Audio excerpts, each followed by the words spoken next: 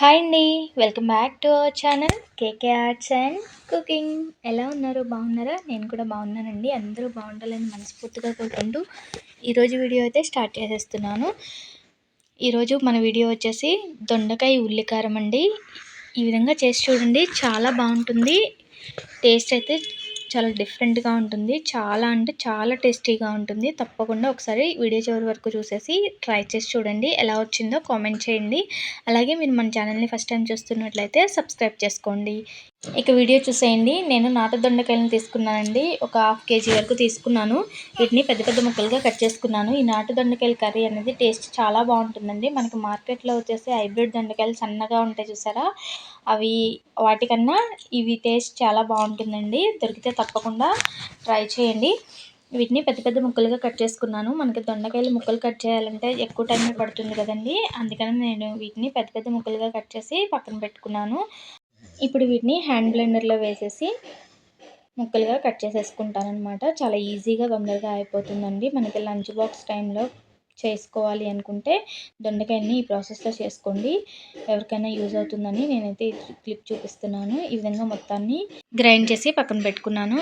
ఇప్పుడు స్టవ్ మీద ఒక కడాయి పెట్టుకొని ఒక 2 టేబుల్ స్పూన్ల వరకు ఆయిల్ వేసుకుంటున్నాను. దొండకాయ కర్రీకి కొద్దిగా ఆయిల్ ఉంటేనే మనకి తొందరగా వేగుతుంది, అలాగే టేస్ట్ కూడా బాగుంటుందండి.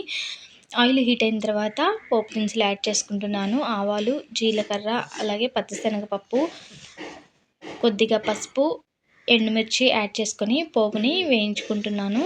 పోపు వేగిన తర్వాత కరివేపాకు వేసుకోవాలి. కరివేపాకు వేగిన తర్వాత ముందుగా కట్ చేసి పెట్టుకున్న దొండకాయ ముక్కలను వేసుకొని మగ్గేంత వరకు ఉడికించుకోవాలి. చూసారు కదా, మనం దొండకాయ ముక్కల్ని పోపులో కలిసేంత వరకు కలిపేసుకొని మూత పెట్టి ఉడికించుకుంటే తొందరగా మగ్గిపోతుందండి. ఇందులో టేస్ట్కి సరిపడా ఉప్పు వేసుకోవాలి. ఉప్పు, పసుపు వేయటం వల్ల కూడా మనకి కర్రీ అనేది తొందరగా రెడీ అవుతుందండి. టేస్ట్ కూడా బాగుంటుందన్నమాట స్టార్టింగ్లోనే వేసుకుంటే. ఇప్పుడు మూత పెట్టి మధ్య మధ్యలో కలుపుకుంటూ దొండకాయని అయితే ఫ్రై చేసుకోవాలి. చూసారు కదా, ఇలా మధ్య మధ్యలో కలుపుకోవాలి. అప్పుడు మనకి దొండకాయ ఈవెన్గా ఫ్రై అవుతుందండి. లేదంటే అడుగున మాడిపోయి సైడ్స్ పచ్చిగా ఉండటం అలా ఉంటుందన్నమాట. మధ్య మధ్యలో కలుపుకుంటూ వేయించుకుంటే దొండకాయ అనేది చక్కగా వేగిపోతుంది. ఈలోపు మనం ఒక మిక్సీ జార్ తీసుకుని దానిలోకి ఒక మీడియం సైజు ఉల్లిపాయని కట్ చేసుకొని వేసుకోవాలి. అలాగే పండుమిర్చిని వేసుకుంటున్నానండి.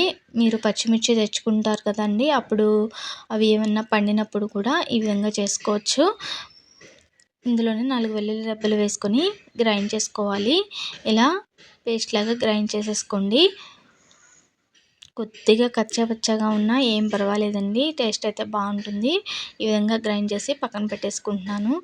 ఈలోపు మనకి కర్రీ అనేది వేగిపోయిందండి. చూసారు కదా, ఈ విధంగా చక్కగా ముక్కలన్నీ మగ్గిపోయాయి.